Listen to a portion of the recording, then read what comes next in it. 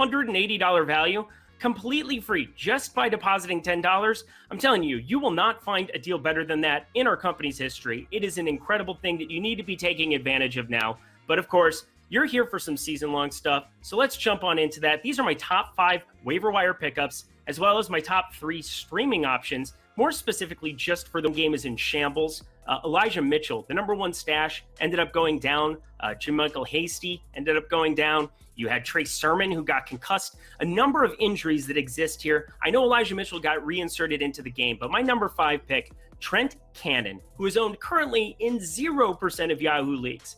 So Trent Cannon ended up being an acquisition from the Baltimore Ravens. He got released after week 1. He ended up being plugged right into the 49ers system, and I doubt that they were trying to use him as a runner at any point in this game. Sure enough, he ended up getting 1 carry for -1 yards, but basically this is just a prospective ad because in the event that Elijah Mitchell is actually banged up or Hasty and Sermon can't give it a go, there's nobody else in that 49ers running game to pick up any of the work whatsoever. And Trent Cannon is at least a somewhat serviceable running back, I think, ?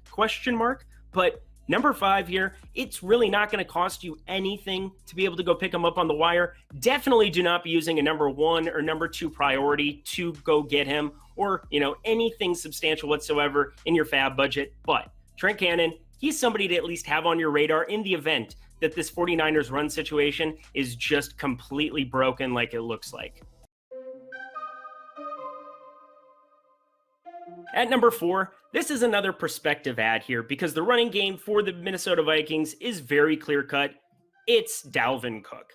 But Dalvin Cook left the game twice against Arizona with an ankle injury. I'm not sure how severe it is, but you got to be looking at Alexander Mattison, currently only rostered in 32% of Yahoo leagues. So I'm thinking that could be a pretty good ad here, depending on how everything ends up shaking out here for the Vikings. I don't really know what this looks like. This is coming at you Sunday night. If anything changes between now and a couple days from now, I'm thinking Alexander Mattison could jump as far as up to number 1 here in the event that Dalvin Cook is actually going to sit. He's a tough dude, but 22 of the carries here. Alexander Mattison, only 3 carries in this loss to Arizona.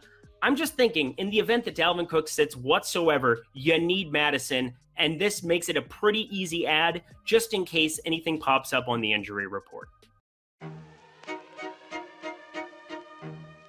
At number 3, and I debated over and over on whether or not I wanted to add this guy into the pool because in years past, this is not a player that I believe in, but Cordarrelle Patterson is number 3. And I hate to say it, but this is just basically the way that the Atlanta Falcons are utilizing this dude. He also has wide receiver and running back eligibility on Yahoo. Makes him a little bit easier to plug and play into lineups if you were in a tight bind.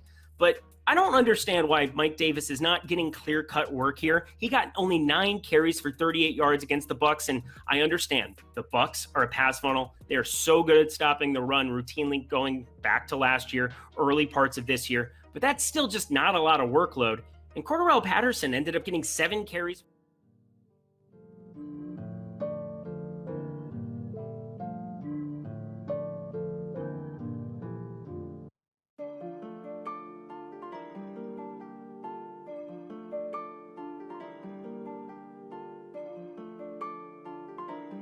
Say that again? Do they run DFS contests for the Ryder Cup? Or is I think they might be. They might be. We're not sure. Yeah. Oh, cool. That'd be worth checking out. They've been adding some like when they did the match play, everything like that. So you just have to be aware of who's actually playing in matches and who's not. Right. Yeah. Seems like a really. Love it. What's going on, everybody? Welcome to the MLB Strategy Show presented by Jock Market. I'm Eric Lindquist. Excited to be talking some baseball here, coming off of an exciting week 2, but not very profitable on this end. Hopefully a little bit better for my co-host over here, Terry McBride, my guy.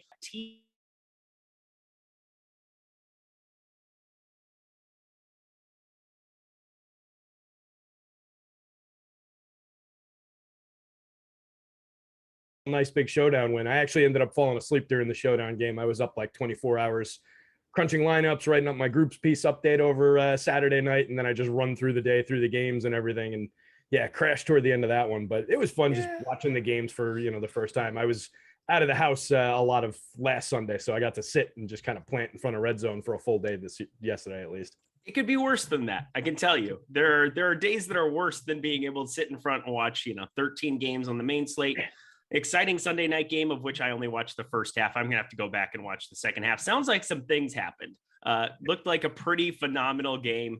Lamar Jackson, good for him. But of course, we're here to talk baseball. Yay, baseball still going on. And we're going to be grinding this thing out till the end. There's still massive money to win around the industry.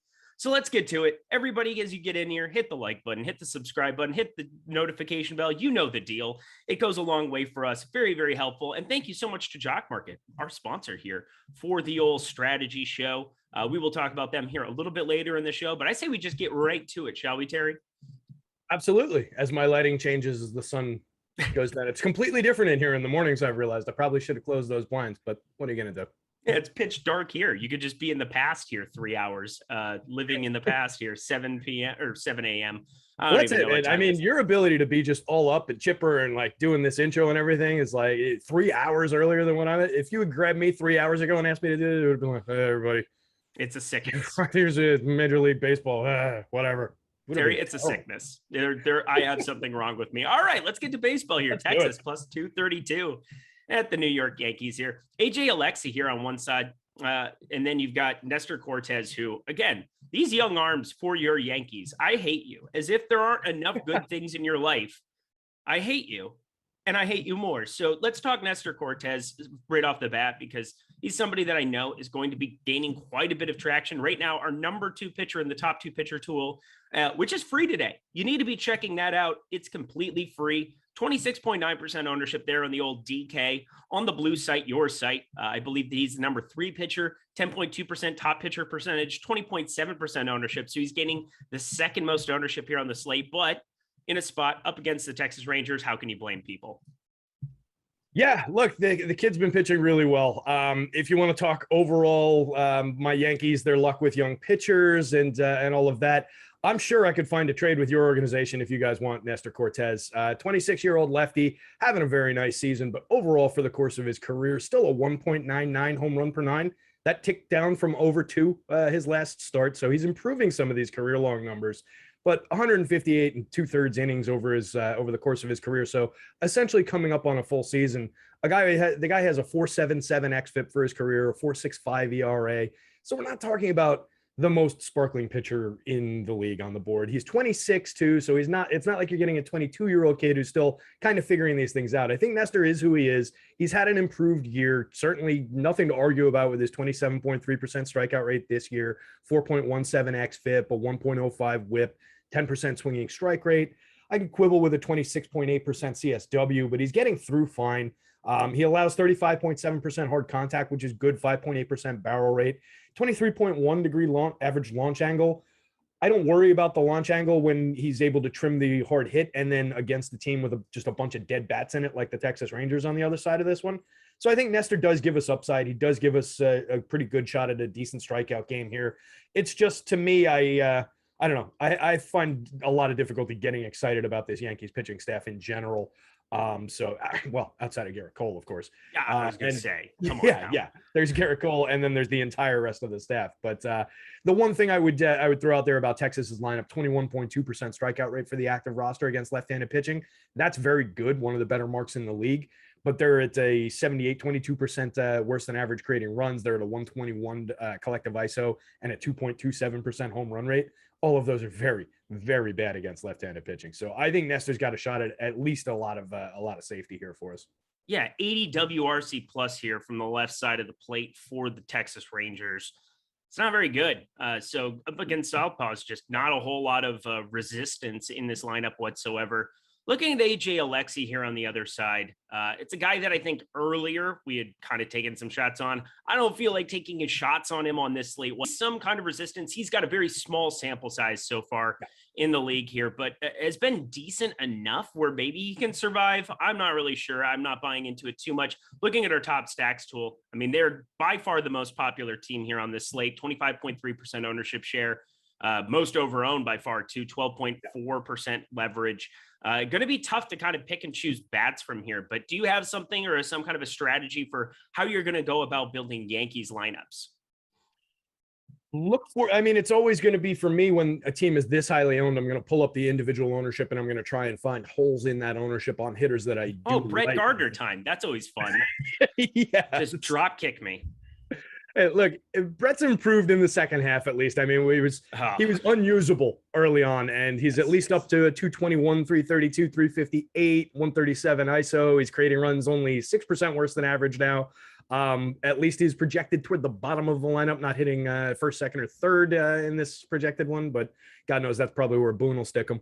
I'm looking for holes in the lineup. On DK, it is Brett Gardner, and really that's not where I want to go. With everybody up in the high to mid 20s, they're priced down over there. The DK's been weird with pricing this past 2 weeks. So I think they're really difficult to roster on DK. On FanDuel, you get a little bit of room around Gleyber Torres at 13% ownership for 3,100.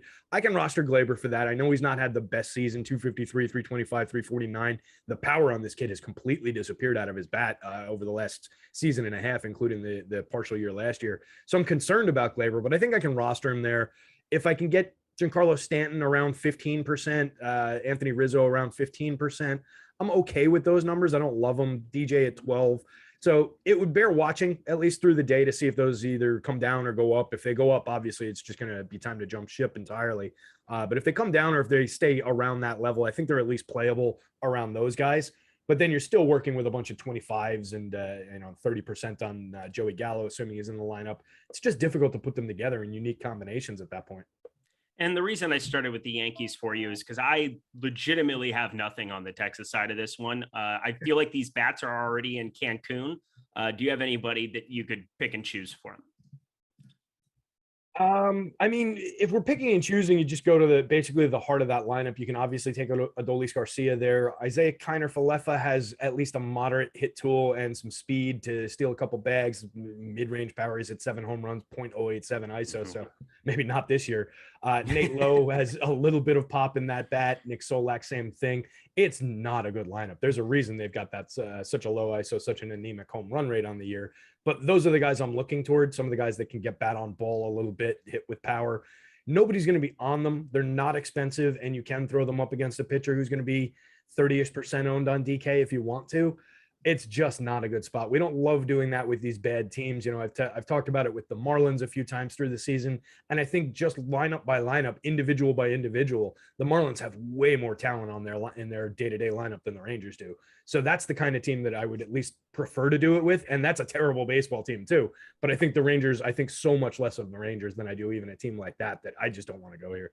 When you said that, it's like the Alonso Mourning gift where it's like – They definitely do. Miami Marlins absolutely do have more talent than the Texas Rangers. Wowzer. That's so weird to even think about. Let's move on before anybody from Texas gets sad. We've got the Baltimore Orioles on one side, the Phillies on the other. Plus 180, and then 8 total runs in this one. 3.4 only implied here for the Baltimore Orioles. They have John Means going on the mound, and he's probably the best pitcher they have on staff, which isn't saying a whole heck of a lot. But Ranger Suarez, I don't know why DK can't just raise this dude's price and figure this out. I guess they're very focused on football at this point in time, or something to that nature, but he continues to be crazy chalk on a lot of these slates, and he just continues getting work done. I mean, that's to be 15% when we get toward lock, maybe a little higher. It's difficult at 40% on the DK slate, but I think that's one where we just close our eyes on the ownership and just play the price because it's a good enough spot. I've been doing decently avoiding the Orioles with lefties and maybe playing some of them against some lefties, but he's a pretty talented kid. So I think his talent probably overcomes this lineup. There's still plenty of strikeouts there, 23.7% strikeout rate for all their quality against left-handed pitching this year. That's a below average mark, but you're right. Creating runs 3% better than average, a 4% home run rate and a 178 team ISO in the split Both of those power marks are above average too. So there's a little bit of reason to be worried about him here, but he's pitching really well. 25.4% strikeout rate on the season, 3.52 xFIP, 10.9% swinging strike rate. What I really like is the contact profile, 2.8% barrel ball rate, a 3.6 degree average launch angle, and 30.4% hard hit. Those are spectacular numbers, especially for a kid who's just really getting started. So I really love that contact profile. He can strike some of these guys out. He can limit the power upside. It's cut, guys like Austin Hayes typically comes in around like an 8 or a 9 in my home run model. Ryan Mountcastle in this matchup against the lefty, excuse me, would normally be up over a 10 in my home run model. And both of those guys are in the 5 range. So that's just like average to below average chance of hitting a home run. Mm-hmm. So it looks like he's really capping the power here. So I have no issues going to even an over-owned Ranger Suarez here. I think he's chalky, but worth it. I have to agree with you, especially where he's $6,500 on the old DraftKings machine. Hard not to enjoy getting to him and just kind of jamming in whatever bats you want whatsoever. Just makes a lot of sense here. So I'm right there with you. It's understandable too. 9K still pulling almost 15% on FanDuel. I think it's also worth it there. Let's talk a little bit of John Means here, because I guess we have to. We're contractually obligated to talk about all of these players. He's somebody who limits the walks underneath 5%, 4.8% walk rate here on the season. Ks aren't really there in any kind of a meaningful way. 22.5% is kind of middle of the road for MLB, a little bit below. And then limiting hard contact is kind of what he does, but you've got a number of bats here that could maybe make it a little bit of an issue. I guess you get Brad Miller out of that lineup more than likely. And but JT Realmuto, one of the best hitting catchers and somebody you should be rostering a bunch. Gene Segura, double dong the other night. Lots of guys that I think can do some damage here on the front end of this lineup. But John Means, any interest whatsoever in large field stuff? It's tough because I think the prices are fair today on him. 7,700 on DK, 84 on FanDuel, and he's not getting any ownership. So just from that, in a hold my nose and roster the guy kind of a sense, I think you can get a little bit of value out of John Means here. I don't like it. I probably wouldn't do it personally just because I have a bias against the pitcher almost. He doesn't project well through my model. He's a guy that I think gets very, very lucky. He's got a 230 batting average on balls in play this season, which is actually the second highest of his career. Last year, he was at 216, 2 years ago, 256. But he's a guy who just doesn't, I feel like he gets through with a decent amount of luck and happenstance. It's not like he's a ground ball pitcher that's just exclusively drawing ground balls to his infielders. 21.1 degree average launch angle. This is a fly ball pitcher, 10.3% barrel ball rate, 36.5% hard hit. So he's limiting the overall hard hit on those fly balls and getting him to drop, short of the wall to his outfielders, which is, a bit of a discernible skill. But against a team with a decent amount of pop in it, a team that can turn on the ball, I just don't trust John Means, and I never have. And I just think the upside is capped too. 22.5% strikeout rate, 4.49 xFIP for the guy, 12.1% swinging strike rate is good, but he doesn't translate it into a ton of strikeouts.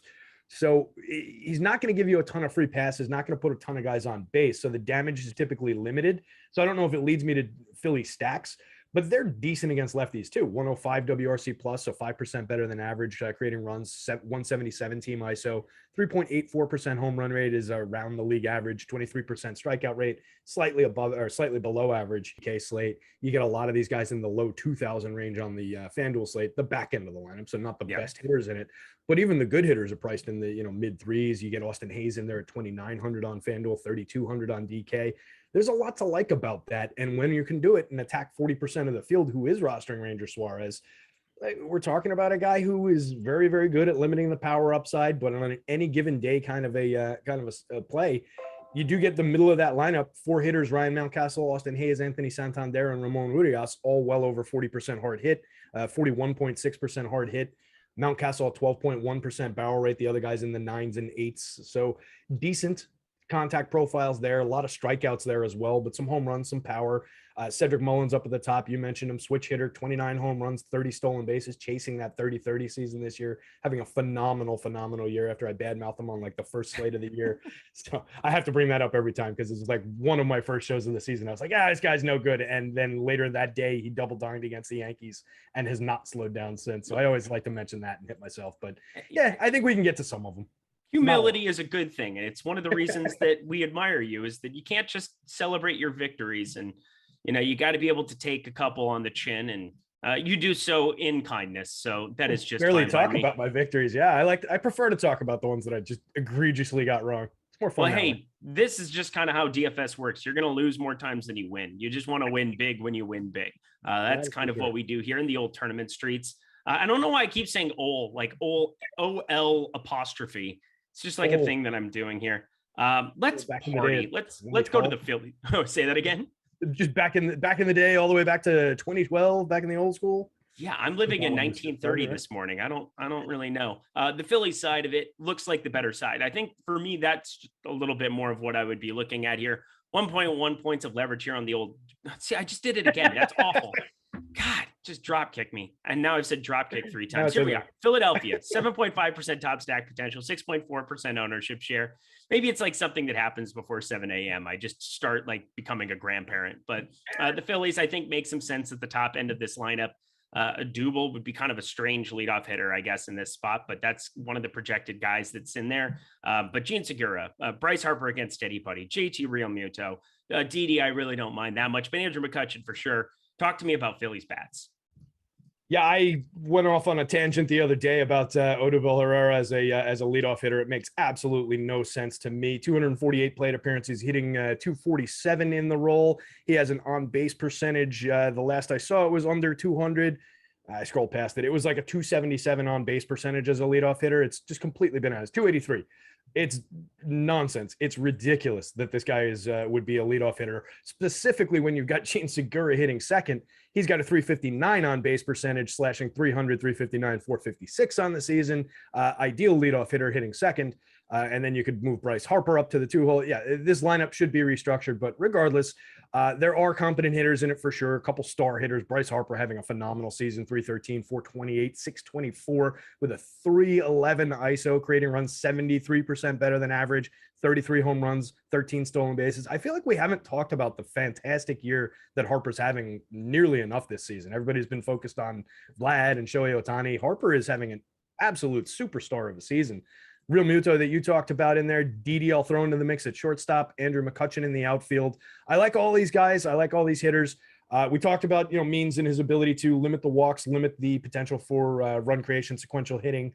I do get decent little power marks based on his fly ball profile, based on that barrel rate that I mentioned. So I might pull back from what I said before. I probably will roster some Phillies bats.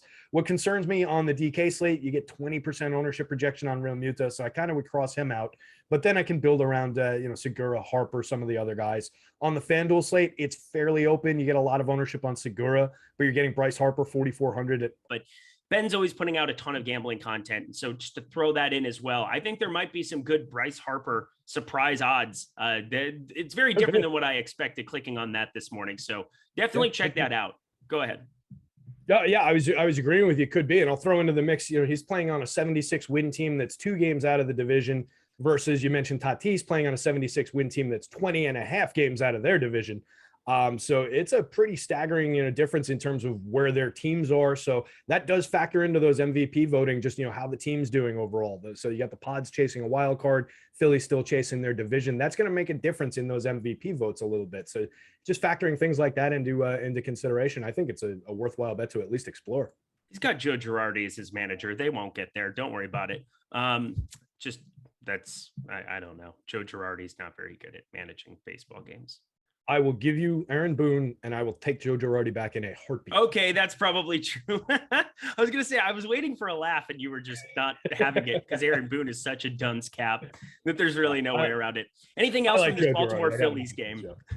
No, I think we covered it top to bottom. We've talked about potential MVPs. We're talking about the manager of one of these teams now. So I think we covered it. You know what? We're going to get ourselves into some props as well a little bit later here. But first, if you haven't had a chance to check out the Awesemo Plus tools here, there are so many different offers we have going. Check out our site. I promise you there's some sites that we're working with that have some amazing things going. Take advantage of it. But if you want to just try out the weekly pass right now, Awesemo Plus, $29.95 gets you everything. Full access to our premium content and tools, player projections, ownership projections, premium Slack channel, lineup builder, all the good stuff. And we got more stuff coming out constantly. We have so many new NFL tools that I don't even know what to do with all of them all the time. I just enjoy every single Monday, Tuesday, just kind of going through all the snap counts now. We have all of that data uploaded. I mean, everything you could imagine for NFL, for MLB as well here. Sign up with the promo code MLB Strategy Show. That's all caps, one word, MLB Strategy Show, and get 25% off of that $29.95 for Awesemo Plus Platinum. You can find the link in the description of the video here below. And of course, we're always going to be posting that into Slack or into the YouTube chat every once in a while. So be on the lookout for that. And if you just want to be doing MLB DFS for the rest of the season, just $4.95 per week. I mean, that's for the price of the quarter arcade. You're going to have all of the tools and access for the Awesemo Plus stuff on the MLB side. So I'm telling you, that's a great offer to take advantage of. Baseball's still going. We're still going to be talking it every single day leading up till the end of the year. So check it out. All right. We got 5 more games to get to? Yep. Can I call your attention to a message from our producer extraordinaire in the background? I would love that. I think we need to switch our streams real quick and take a quick commercial break. Oh, we're going to go. The viewers can all stay in the same spot as I see, but I think you and I have to click into a different video streaming application. Is that right, Chris? Okay. Head nod here. Link is in Slack. Slack up here. I've got my other stuff. All right. So we're going to jump into this link. All right. See you in a second. All right. We will be right back, ladies and gentlemen. Do. Let's all go to the lobby.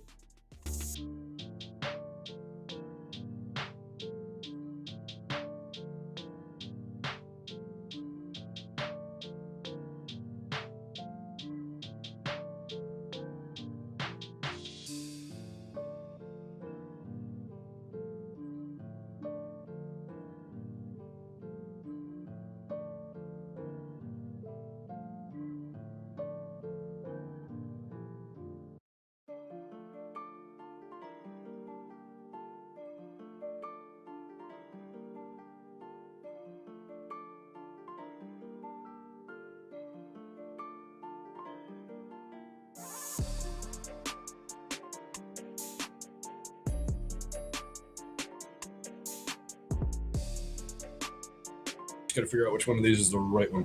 It's the webcam. Oh, now we're here. Look at that. How does this sound better? I don't know. We're definitely live, though. I can see us on the thing because I have the thing. And here we are. Hello, everybody. We got Loco. We got Jordan Klein, who started chaos in the chat. So at least that's been entertaining over the course of the last minute, catching up with the Sean V madness. Way to ban him. One of our loyal subs in the YouTube chat. You're just banning people. Way to go, Jordan Klein. Awesome. Well done. And then we've got Loco because, I mean, it's just so good. All right. We got 5 games to get to. Let's ride. Toronto minus 128. And thank you, everybody, for bearing with us here. Always fun. At least not the volume going completely out like yesterday on the NFL show. But that's all, that's producer Tyler. We're going to blame him for everything. He deserves it. I think he's a decent. There's still people in that chat from yesterday sitting there saying, I can't hear anything. 25 minutes, guys. We knew that the sound was not going through after the first 2 minutes. It was all right. It was. Oh, no. Watching Laffy react to it, watching him just like slowly melt in his chair was probably the most enjoyable part of the experience for me. But Toronto minus 128 at Tampa Bay, 8 total runs in this one. Robbie Ray, he's really good at pitching. We probably want to roster some Robbie Ray today, huh? Yeah, look, I have fully come around on the Robbie Ray thing. I was expecting the bandwagon to crash into the wall and catch on fire once I finally jumped on it. But yeah, he's held up. So yeah, I'm firmly on board. I'm enthusiastic about it. 33.1% strikeout rate, 6.3% walk rate. That's the thing that, Robbie Ray's got to be walking around Toronto sticking his chest out about. That cut his walk rate in half from where it was over the past 3 seasons. It was his biggest problem was efficiency, putting too many guys on base. He was at like a 13% walk rate, and he's been spectacular in the category this year, chasing that AL Cy Young. 9.2% barrel ball rate, 42.4% hard hit, 17.2 degree average launch angle. We can quibble with some of those marks for sure. He still does give up premium contact when guys are able to make contact. It's just that he hasn't been putting those extra runners on base, so it does less damage when he does yield a home run. And he's been avoiding bats really, really well. 15.8% swinging strike rate is a terrific mark.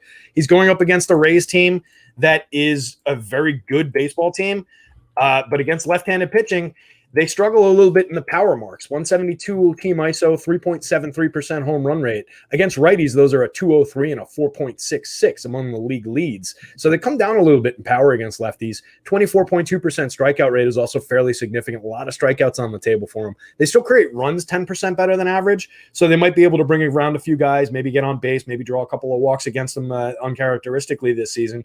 But if we're making a bet, I think Robbie Ray on his side of it is firmly the way to go. 11,000 on the FanDuel slate, keeping his ownership down to a comfortable 11%. I think it's easy to get over the field on that mark. Now let's take a little quick trip over to AAA, because this is one of my favorite prospects in the league making his debut in Shane Baz today. He's third amongst all of the Tampa Bay Rays. And if you're aware of the farm system, Tampa Bay, very good farm system. They know how to grow some talent. 63rd overall rank here, but the guy has a triple-digit fastball. There's just really no question about it. This guy is going to be very, very good, I think, going forward. 1.76 ERA, 0.85 whip, and 64 to 11 Ks per walk. So, I mean, what is that? I mean, it's like basically 5-1 in that category at the AAA level. I mean, the guy started in AA, and he just progressed up so quickly because he was blanking dudes like nonstop at AA. And, you know, he was somebody that I had on my radar for Dynasty, ended up snagging him. And so this is just an exciting day for me. This is like for you know, those of us who have been doing this forever, where you're just like, you feel like one of your kids is finally making his big major league debut, and you can't wait because now you might get those negative points in your lineup, but whatever. I'm very much looking forward to watching him go because I think he's going to be fun. I think he's going to be probably the most underrepresented pitcher on this entire slate at 6,900. He's stretched out. I'm ready to fire a bunch of him. How about you? Same. Yeah. Same price on both sites, 6,900. I actually get a pretty good projection on him, which I was surprised by. First off, going up against this Toronto team. Second of all, just typically guys making their first start in the league don't usually project well through my model. And this kid is. He's pulling in some decent marks here. So I'm definitely going to be rostering him. I'll be well over the field. I love the price. I think the spot is certainly difficult to make your major league debut going up against a Toronto team that is one of the best in baseball, 199 team ISO, a 115 WRC plus, and a 4.70% home run rate against right-handed pitching, and only a 20.3% strikeout rate. That begins to get concerning, but I'm willing to ride the pedigree of the kid. To add to what you were saying, first off, I really think that the Pittsburgh Pirates draft interesting pitchers all the time. They rarely become Pittsburgh Pirates, but they have a good ability to draft these kids. They took him in 2017 in the first round, 12th overall pick. That gives him very, very good pedigree in general. And then the fact that the Rays poached him from that system just makes him more appealing because that's a very good organization that does turn pitchers into pitchers. So I'm really excited about the kid as well. Love the stuff that he's got. Love the profile. And he's a kid. We talk a lot about watching out for some of these minor league guys who have gaudy numbers at AA, AAA, because they're pitching there at 25, 26 years old. This kid drafted out of high school. So he made his debut in rookie ball at 18 in 2017, and he's only 22 right now coming up to make his major league debut. So he's actually gotten here a little bit early. He's ahead of the curve for when you compare him to some of the college kids who come out at 22, then start their minor league career. So we're not talking about a kid with that advanced profile. He's just pitched very, very well through the minor league system from the moment he got here as a just out of high school. So I agree. I think he's got a very sharp profile, nice career ahead, and I'm excited to get started with him today. Sean V said, Rays handle their up-and-coming pitchers with kid gloves. That's not true. Luis Patino basically hit the ground running with 95-plus pitches instantly, if I believe. That's not a thing. So it's a case-by-case basis. Do I think that there's, probably the possibility that they pull him at 80 if he's struggling or if there's something like that? Yeah, absolutely. But I think that price point, it's mitigated. And I think the ballpark definitely helps the profile. At least he's not facing Toronto in Toronto for his first start. I think that's a no question a plus. Having Tropicana as your backbone, definitely a plus as well. So I'm willing to take shots just because I know the ownership more than likely will not be there. We'll see if it climbs as people start being familiar with him through the day. That's generally what tends to happen is people are like, oh, a pitcher under 7K that has a ton of pedigree, let's fire him up. But I doubt it gets even to like 10%. So that makes it an easy play for me. Maybe not so much on the FanDuel slate as I'm looking at that. I mean, he's 6,900 over there as well. Would you take some shots on him on FanDuel? I think I would, just for the price and just for the way that he's projecting through my model. I think I'll have at least a few shares. I mean, the public going to be at maybe 2%. So if I'm at 6, even push it out a little further to 8 or something like that, just get a little bit above the field. And like, I'd rather go to him and roll some dice at 6,900 than roster shares of John Means for nearly 2,000 more. In the price range, there's nobody to me that compares on the FanDuel slate. I'd prefer to pay 69 for him than 75 for Tyler Anderson against the Athletics. It's just probably going to be most of my shares are focused on some of the better pitchers overall, of course. All right. Sorry, I had to fire that off there. Here we are, Toronto, looking at that. So, I mean, of course, this is a kid in his first big league outing. It could go very, very poorly. You should probably have some Tampa or some Toronto on this side of it. They are the favorites, 4.3 implied runs. And we know the kind of upside that they can have. I just have hope for especially the back half of this lineup, accumulating a lot of strikeouts here. But kind of the usual guys. There's really no surprises here. You find some salary savings on the back end with Dickerson, Lourdes Gurriel, Danny Jansen as a catcher option. Jake Lamb is flat 2K now because he's terrible. And so, he's down there to 2K now. But what do you think about Toronto here? Yeah, happy to fire up Blue Jays bats in almost any situation, particularly against a rookie kid making his debut in the major leagues. He might not last long. This is a kid who's never pitched in the league before. See, we can sell both sides. It's easy to throw. Cedric Mullins is still sitting at the top because I had to add the little Q to his name to get his stats to pop up before. Yeah. So we can jump to bats like George Springer, Marcus Semien, Vlad Guerrero, Bo Bichette, Teoscar Hernandez. This is a fantastic lineup, and we've talked about it all through the season. Anytime you can get this team with nobody owned over 10% and just start stacking them together in a lot of different combinations, it's well worth doing. This is a team loaded with hitters who have no problem turning on even a triple-digit fastball. So I am happy to get to both sides of this one. If I have shares of Shane Baz, I will definitely muscle up on the Toronto side of it and have more shares of the Blue Jays bats just to offset that, because I do think they stand a very, very good chance of tattooing this kid early and coming out of the game.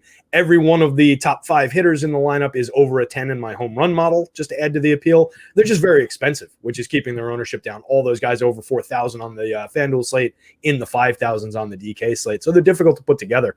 It's unfortunate that you can't roster these guys and Shane Baz because he would really help with that salary. God, I love this graphic on StreamYard where it's like us in the small box on the left. And I know in Zoom it can be certain ways, but this always looks super clean to me. I always like looking down at that and seeing kind of the way that that's set up. Anyway, Tampa Bay Rays, 3.9 implied runs here on the other side. But Robbie Ray, like as good as he's been, it's still so concerning to me to see a 9.2% barrel percentage, 42.4% hard hit percentage, and 17.2 degree launch. So if guys do hit it hard, there is the potential for him to give up some solo shots here. I don't know if I want to be full stacking Tampa Bay here, but I do think guys like Nelson Cruz, Mike Zunino, where it's all or nothing, pretty good plays on this slate as some leverage. How about yourself? Yeah, I agree with that. And for all the quality that he's had over the course of the season, Ray's home run per 9 still 1.42, which is inflated. It's one of the better marks of his career. He was at a 2.26 last year in the short season, 1.55 the year before that. So the power is definitely still there. It's just a matter of whether guys are able to make contact. Like I talked about when we were talking about Ray, 33% strikeout rate, 15.8% swinging strike rate. Definitely a lot of swing and miss. But yeah, when you're talking about a guy like Mike Zunino, he's striking out at a 35.6% rate anyway, but he's got a 47.1% hard hit and a 25.1% barrel rate. Zunino is very much going to be either a 0 or a home run on most slates anyway. So you're playing the same play with Mike Zunino at 1% ownership. There's no reason to not throw him in here in this spot. It's the exact same play as against Mike Zunino against basically any pitcher. So I have no issues doing that. I have no issues with Nelson Cruz ever against any left-handed pitcher. I think the world of Nelson Cruz. 6,100 on the DK slate is aggressive. 3,900 a lot easier to roster on FanDuel. Nobody really going to be on him. Randy Arozarena not having the year that a lot of people thought maybe he would, but still a very nice year. 19 home runs, 14 stolen bases, 269, 348, 452 with a 183 ISO, creating runs 24% better than average. There's still some bats here. I don't know that I'd go nuts stacking them, going to full 5-man stacks and throwing out 15, 20 of them. But if you want to grab some one-offs, if you want to grab some righty power, I have no issues with it. Yeah, it's this is basically Randy Arozarena's first season in the big leagues. So I'm willing to kind of give him the benefit of the doubt. I mean, he came in towards the tail end of last year and hit the ground running, and that's kind of an understatement, I think. Just his entire November run was disgusting. So I don't know if I was expecting that. Yeah, if he hadn't had that playoff stretch last year, that everybody would be talking about, wow, what a great rookie season this kid's having. 19 home runs, 14 stolen bases, 269, 348, 452. That's a great year. It's just that people kind of had that, wow, this guy's going to come out and hit 40 home runs and steal 25 bases this season just based on what he did in the fall last year. That was unfair to start with. So, yeah, I'm with you. He's having a nice little year. I'm trying to find some Shane Baz props, and I can't find them. It's making me very frustrated. He's not listed on the MLB prop tool either, so obviously those are not posted. When they get posted, I'm very curious what those numbers are going to be. So I will keep anybody updated if they want to jump in the premium Slack and you want to hit me up with a message. I don't know. I feel like whatever that number is, I'm probably going to be going on the over of it. Very excited about him today, but play the pitchers here, play some bats here. I think it's a great game for tournaments all the way around. How many times do you ever get a pitcher who has a higher top pitcher percentage than his ownership, where it's like 41% for Robbie Ray? I mean, this is ridiculous. Yeah, that jumped out at me when I was looking at our top pitchers tool, which is a great way. It's just such an easy, great way to start your research for the slate because you can immediately pick off spots like that and just make a mental note. All right, I can easily get over the field with Robbie Ray. So as I'm building lineups, I don't start to worry about, wow, that looks like a lot of Robbie Ray. Let me see what adjustments I need to make. It takes that consideration off the table. And I know that I can get aggressive with Robbie Ray shares. I know that Shane Baz is going to be under-owned and I can get aggressive with shares of him. By the way, I have a 6 strikeout projection on him. So wherever that line comes in, I'm guessing that's going to be probably trending toward the over. So I think I would be agreeing with you on the over there. Yeah, because it seems like sometimes Vegas will underproject some of these pitchers. Because I mean, it'd be if it was posted at 6.5 or 7.5, I feel like it's an easy under. But a lot of the times they'll end up posting like 4.5 because they don't know what to do with it. But this is a different kind of cat, and I understand it's a tough matchup. But I think he's got the kind of stuff, and again, triple digits in Tropicana should be useful. But yeah, love the top pitchers tool. Completely free today. Go check it out. If you want to see what the hype is about, what it is we're referring to constantly, you can be refreshing that throughout the day completely free. Take advantage of it. There on the screen from producer Chris. Thank you so much, Dan, for posting that up. And thank you so much to Jock Market. They are the sponsors of the Strategy Show here today. And if you haven't had a chance to play on their site, they've turned fantasy sports into the stock exchange. You don't have to wait till the end of the games. You know, if you were watching last night for the Sunday night game, you were able to mix and match shares as everything was taking place in real time, as touchdowns were being scored, as big plays were happening. You know, as somebody was vaulting up one way, you could sell shares immediately. And that's available for NFL, MLB, when NBA and NHL gets back here, PGA stuff. You can win real money every hour, every minute, every second of any match or game. You just use the pregame IPO to pick up shares of your favorite players. Then you buy, sell, hold, or short. You can short players now here too on Jock Market. If there's somebody you really do not like for the slate, take advantage of it. So download the app. Get started using our promo code Awesemo for $50 bonus on your first deposit. That's exclusive to all of you guys. $50. That is how you build and sustain a bankroll. One of my favorite things to do for MLB is you get a lot of the obvious plays, the guys that are on the top end that are going to be the most expensive. You're going to see some Houston Astros, whether that's Alex Bregman, Jose Altuve, Carlos Correa. All those usual boppers are going to be on the top end. I might be going to the back end of a lineup if Kyle Tucker ends up in that lineup. If you get somebody like George Springer because of the matchup, or I think the Rays for sure up against Robbie Ray might go underrepresented. Go get shares of those guys because one home run vaults you way up the board, $25 to first place per share. I mean, it's a really fun format. And if you haven't had a chance to check it out, use that promo code now, take advantage of it. And thank you so much to them for their sponsorship. Absolutely love playing over there. All right, we've got 4 games to get to. Go ahead. Oh, no, I was just nodding and agreeing with all that great stuff you just said about our sponsor there. I love it. I'm always on high alert because what happens, I'm like going back and forth now between one side. You know what? Nobody cares. That's not important. What people care about is St. Louis plus 193 at Milwaukee, 8 total runs here in this spot. Jake Woodford, Freddie Peralta. I don't really know how much time needs to be spent on Jake Woodford. I think that was already too much. All right, cool. Awesome. So we're going to go over to the guy that I'm having a tough time knowing what to do with. Fortunately, I have, 9 hours to figure out what I'm going to do here in this spot, or, 8 hours, I suppose. I don't even know what time it is, but Freddie Peralta, price starts coming down because we have pitch count concerns. The guy came back after a 2-week hiatus there on the 3rd of September, only 53 pitches there, 81 against Philadelphia, 71 pitches, and was completely blanking Detroit.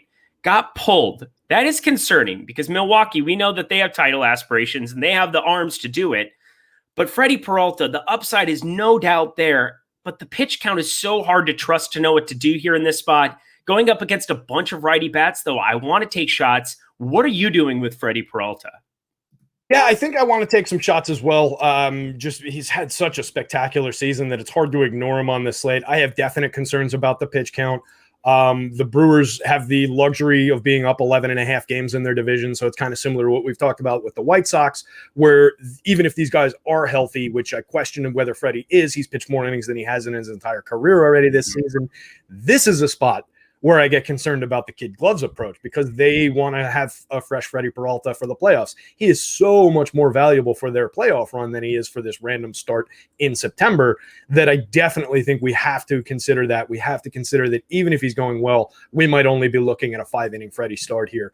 Overall for the season, over 133 innings, 34.1% strikeout rate, a .95 whip, a 14.2% induced swinging strike rate, only a 5.2% barrel rate, 31.1% hard hit. So the 10.2% walk rate doesn't really matter that much to me. The free passes, if you can eliminate any free passes via the strikeout or via soft contact, I'm fine with it. So he's been terrific, but I think 9,200, 39, approaching 40% ownership on him, 8,900 on the FanDuel slate, approaching 25% ownership. I'm probably going to undercut it just based on that innings concern. It's a very good spot going up against the Cards, couple home run hitters, but overall they've underperformed this year against right-handed pitching. So I think there's plenty of room for him to be safe if he gets a 6-inning start, if he gets that shot toward the quality start bonus. But they're not the easiest lineup to strike out, 22.2% strikeout rate in the for the active roster this season too. So they might be able to cap it a little bit, cap the upside on him. If you get that 5-inning start, it becomes dicey at that price and at that ownership. It definitely becomes a dicey proposition for it to be really successful there. God, he's the most owned pitcher on FanDuel. That can't be true. That's a weird one. I'm definitely not really seeing the why behind that. And maybe it's just early in the day, the shows and the entire industry hasn't been buzzing about potential pitch counts. So maybe we see it drop later in the day. But that is definitely where I'd be concerned on that pitch count question.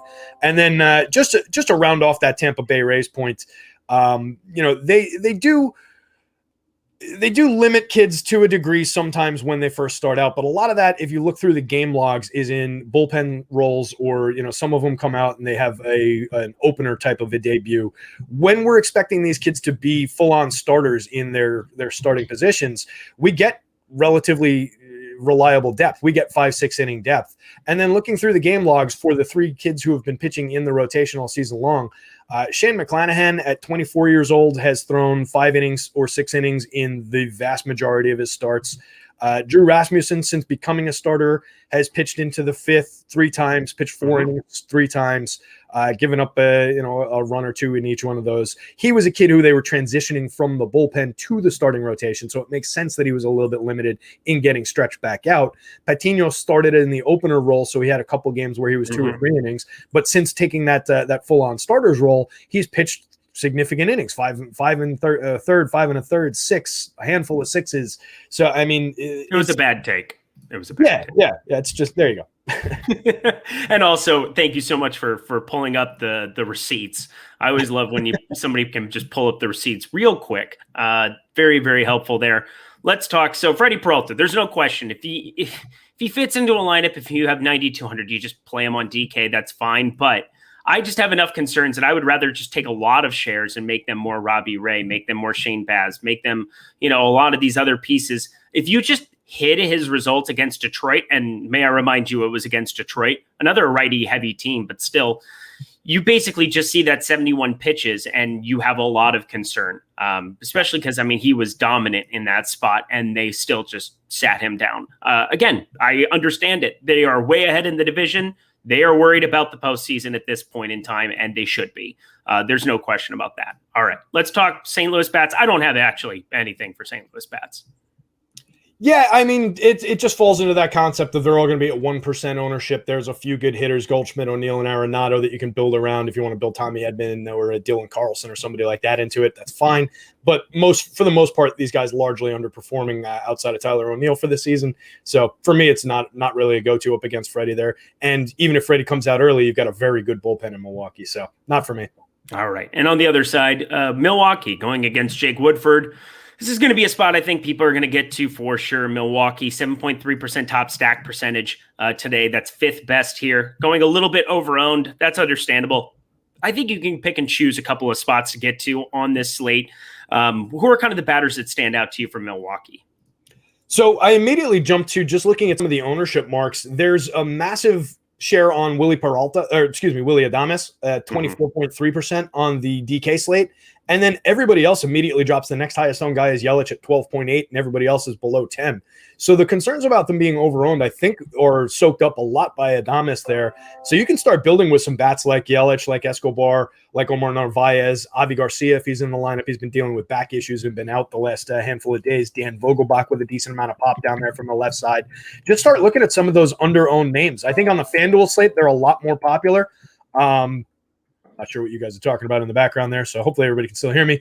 But on the FanDuel slate, they're a lot more popular. I've not been going to the Brewers when they've been overowned because I don't love this lineup. Going up against Jake Woodford, though, a guy with a 17.4% strikeout rate, 41.4% hard hit, there's plenty to attack in Jake Woodford there. So if you can find unique ways to put them together on any slate, I'm fine with doing it. I just don't love them when they're overowned. All right, Terry, let's play a game called 3 Games, 10 Minutes. You ready to go? We got it. No problem. All right. Houston, minus 223 at LA, 9 total runs. We got a bunch of West Coast games. So there's a nice little gap here. Not that late swap's going to be that advantageous here. It's baseball, not nearly as advantageous as NFL, or at least what I thought until Cooper Kupp went off yesterday. I digress. Framber Valdez, 9.5K on the DK slate. Jaime Barria, probably that's too much time to talk about him, considering 0% top 2 pitcher percentage. That's not very nice. Sorry from Awesemo to Jaime Barria's family, but he's not very good at pitching. Framber Valdez is, though, and he's jumping up there in the mid-range. Not the best strikeout spot, but going very underrepresented amongst everybody in this upper 9K range. I might be willing to take more shots on him than Freddie Peralta, which is a scary thing to say. And the top 2 pitcher percentage represents that as well. 19.6% for Framber, 18.3% on DK for Freddie Peralta at about the same price. How do you feel about Framber Valdez in this spot? Yeah, I like Framber. He's a pitcher I'm always willing to go to because of his ability to just completely cap the upside of the opposing team. Over the course of the season, a negative 5.6 degree average launch angle. Jesus. Everybody just hits the ball into the ground.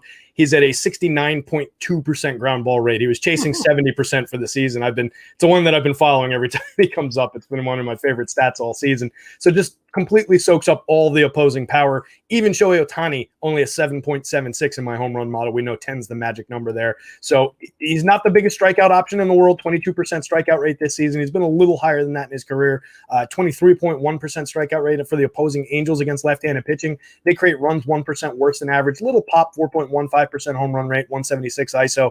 I think Framber at least pitches you a clean game, and you might be able to get away with that on this slate because you have a couple pitchers in tough spots. It's basically a matter of if Robbie Ray runs off and hides with his score, then the Framber play doesn't work out. If Robbie Ray doesn't run off and hide, or even better, if he gets lit up, then I think a Framber play just looking for that relative safety and a handful of strikeouts could definitely be viable here. All right. And we're not going to talk about Jaime Barria. Don't play him. 0% top 2 pitcher. That's still just jarring to look at. Poor guy. All right. On the bottom end, the Angels, they kind of fall into that bucket of everybody where it's, you're going to go up against a popular pitcher. I don't even know if Framber Valdez is important enough to really be, owned enough, should I say, that I wouldn't be willing to try to take some shots here. It's just not a very appealing spot. I mean, negative 5.6 degree launch angle. That's absurd. Yeah, that's it. If you want to roster, 22 ground balls tonight, then go for it. Roster the Angels. That's literally what we're looking at with this pitcher on the mound is, a lot of ground balls, maybe a line drive, and you're hoping for a big inning of sequential hitting. It's not a spot for me. Even Ohtani one-offs, I just don't want any part of it just based on his ability to limit those home runs. All right. And then let's just talk Houston because Houston's the talking point of this game for sure. You play all the guys, 5.5 implied runs here in this spot. Altuve, Bregman, Correa, Alvarez, Yuli Gurriel. We're trying to make a thing. We're trying, Terry, to make him a thing together. It hasn't worked out completely, but we're trying.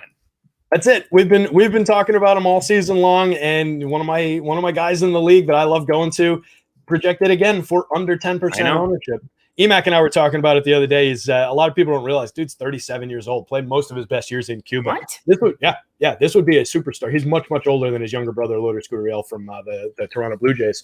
But this guy would have been a star in this league had he played most of his life here. At 37, he's still 314, 380, 460 on the year, creating runs 33% better than average, 14 home runs on the season with a 147 ISO. He's not a massive power hitter, but he's a great run generator. He strikes out 11.2% of the time, walks 9.8%. He's on base constantly, creating runs all the time in the middle of this deadly lineup. And he goes under-owned and he's underpriced on every single slate. Get Yuli Gurriel in your life and then build around him with Kyle Tucker, Jordan Alvarez, Carlos Correa, Alex Bregman, Jose Altuve, any of these guys. It's a great lineup top to bottom. I think Chas McCormick is another guy worth talking about at the bottom of the lineup. DK, min price, 2,000. FanDuel, 2,200. He's getting popularity, but I don't think a lot of people realize he's got a 49.7% hard hit rate and 11.2% barrel rate on the season, 13 home runs and only 284 plate appearances, a 202 ISO, creating runs 7% better than average. Chas McCormick, sneaky little player at the bottom of the lineup. He's getting a little popularity, but not to the degree as the guys above him. I was going to give him a shout out on the way out. You did it for me. We continue on. Yeah. Atlanta, minus 184 at Arizona, 9 total runs here in this one. We've got on one side, Oscar Inoa, who I love saying his name, and then Humberto Mejia. I'm not going to play him. Oscar Inoa, I just screwed up his name that time. I'm going to be rostering a bunch of him. 9,100 over on DK, 20.3% top 2 pitcher percentage, only ownership of 7.3%. I don't understand why that's the case. If people aren't going to play him, I'm willing to. How about you? Absolutely. I don't get the ownership marks on this one at all. And he's been fairly popular in some of his recent starts. It's not like he's sneaking past people overall. I don't really know where the field is against an Arizona lineup that is creating runs 21% worse than average on the season, has a 133 ISO, a 2.2. It's the Ranger Suarez effect. That's what it is, right?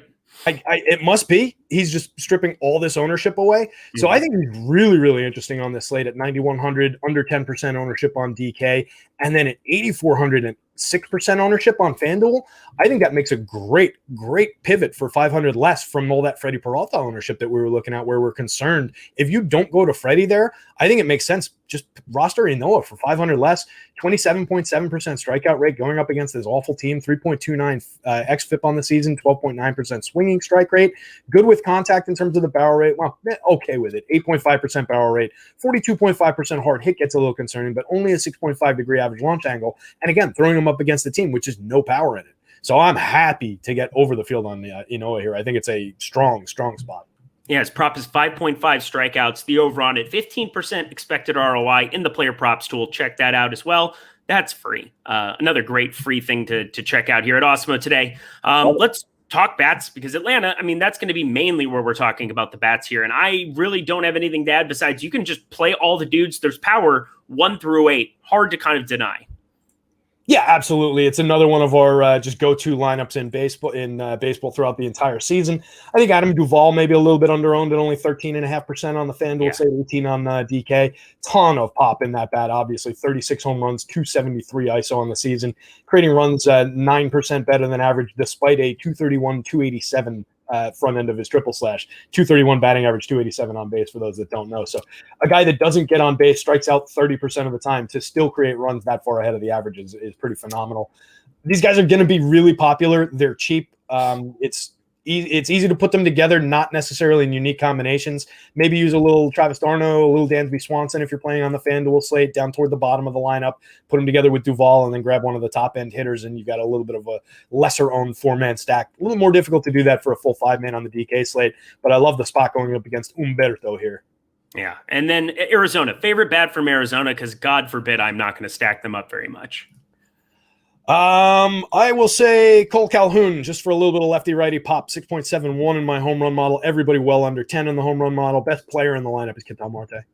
And he's fantastic. That's a nice little 2-man. Marte, Calhoun. If you want to make it a 5-3, put Carson Kelly in a catcher. Not the worst option. All right, we got 2 minutes here, Terry. We can do it. Seattle plus 150 at Oakland. 8 total runs here. Tyler Anderson, just completely underrepresented, but I don't really care. I'm not going to be rostering him. 8,200. So much more strikeout upside up and down the entire lineup here. Do you agree with that? Yes, I do. I agree with that. I don't think there's necessarily that need to go there. 19.6% strikeout rate, 4.53 xFIP on the season. Not a lot to see here on that side. I prefer the Manaea side of this one. Yeah. 9,600, 10% ownership on the FanDuel slate, 89, 28% ownership on the DK slate. He's been really good and effective throughout the season. 26.1% strikeout rate, 3.54 xFIP, 12.4% swinging strike rate. Going up against a Mariners club that has been at least respectable throughout the season. Just pulling up their splits real quick so we can talk about them. Against lefties, they are a little bit worse. 9% worse than average, 3.87% home run rate is a respectable home run rate. 25.1% strikeout rate, though. Aggressively good opportunity for strikeouts from Manaea here. I'm debating whether I want to start Manaea in Dynasty because he's got the Astros coming up on Saturday. Kind of a tough spot for the two-part, but I love the spot here for Manaea in this one, and definitely fire away Manaea shares for DFS. You rostering hitters from this game? Yeah, so we've got 2.7% leverage for Oakland, 2.9 for Seattle. So both of these teams, I think, are very advantageous to stack up. I think that's just kind of going to be what I do. 1 through 8, I don't really want to put Dylan Moore into the middle of that mix. But then Oakland, undeniable upside pretty much every single time. 4.6 implied runs for them. Probably the better side to go to, just overall. And plus, depending on who you're going to be playing, I mean, they just got, Chad Pinder, if he's going to be in the lineup, 2.6K would make everything work. But even if I'm going to be playing Shane Baz a lot, which is kind of the plan for me, I probably don't need the savings. So I'll get to more Oakland. How about you? Yeah, I think that makes a ton of sense. Pinder's a great bargain on the FanDuel slate as well. 2,200 over their second and outfield eligibility. Really like that. The flexibility he provides in that lineup. I prefer the A side here going up against Tyler Anderson. Decent contact profile for them to attack in terms of the launch angle, the barrel rate, and guys that get bat on ball frequently and very well. I've been getting a little bit more Seattle. I think they're a little bit underrated now that with this version of the lineup in here. Luis Torrens, ton of power toward the bottom of the lineup. It's a dual catcher lineup. You can play Tom Murphy. You can play Luis Torrens, flip them around. Abraham Toro, bit of an underrated switch hitter. Ty France, definitely a very good hit tool. We're wrapping up right now. So Kyle Seager, Mitch Haniger, top of the lineup there if you want to throw them together as stacks. They're under-owned, but I prefer the Manaea side. All right, it is football time, everybody. We've got the Awesemo football show coming up right now, the NFL Strategy Show. That's Josh and Adam here. They're waiting in the wings, so hop over to that stream. Terry, thank you so much for all your expertise. Fun chatting with you every single time. No question about it. NFL Live show for another site coming up. I'll be doing that at noon with Pete. Then we've got Greg and Adam on the MLB Live Before Lock show. That's what you're going to all want to check out. That's at 5:30 p.m. Eastern time. So be checking that out. He's Terry McBride. He's the man. I'm Eric Lindquist. I'm just a man. We'll see you later.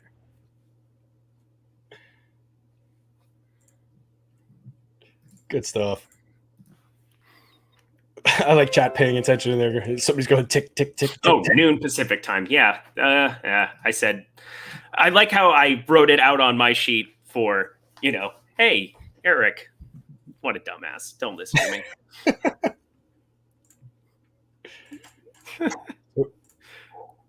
Hello, everybody. Goodbye. Oh, yeah. Or are we still Bye on to them? We'll see. I'll just wave bye to them. Bye.